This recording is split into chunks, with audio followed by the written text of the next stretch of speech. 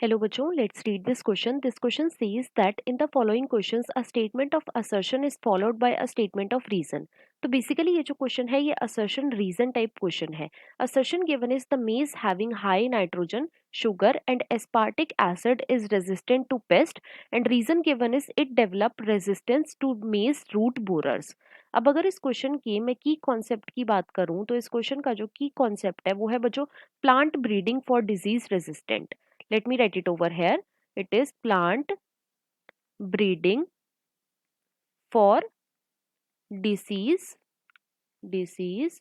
resistance. अब सबसे पहले तो देखो प्लांट ब्रीडिंग के अंदर हम क्या करते हैं. तो बच्चों प्लांट ब्रीडिंग के अंदर हम प्लांट की स्पीशीज लेते हैं और इन प्लांट स्पीशीज का हम कर देते हैं बच्चों जेनेटिक मैनिपुलेशन. इनका हम क्या कर देते हैं, इनका हम कर देते हैं जेनेटिक मैनिपुलेशन. मतलब कि यहाँ पे हम इनका जेनेटिक मेकअप जो है उन्हें चेंज कर देते हैं या फिर यहाँ पे हम बोल सकते हैं कि हम प्लांट की स्पीशीज की ट्रेट्स को चेंज कर देते हैं. और इसके चेंज करने से क्या होता है, तो इसके चेंज करने से बच्चों हमें डिजायर्ड कैरेक्टर का प्लांट ऑब्टेन होता है. हमें क्या ऑब्टेन होता है, डिजायर्ड कैरेक्टर का प्लांट ऑब्टेन हमें होता है.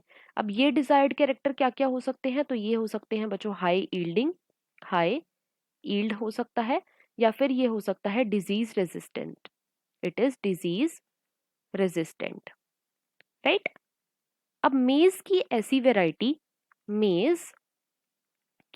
वेराइटी जिसके अंदर बच्चों लो नाइट्रोजन, लो शुगर और हाई एस्पार्टिक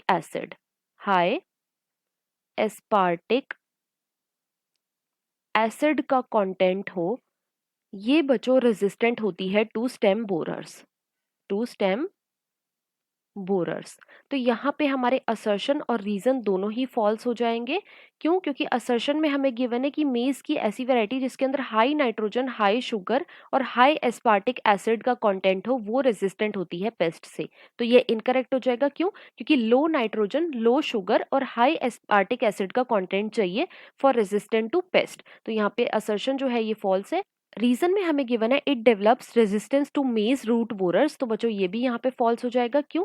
क्योंकि ये तीनों ही चीजें किसके अगेंस्ट रेजिस्टेंस प्रोवाइड करती हैं, तो ये रेजिस्टेंस प्रोवाइड करती हैं बच्चों स्टेम बोरर्स के अगेंस्ट. तो यहाँ पे असर्शन और रीजन दोनों ही फॉल्स है और इसके अकॉर्डिंग जो हमारा मोस्ट अप्रोप्रिएट ऑप्शन होएगा वो है option number 4th. That is both assertion and reason are false statements.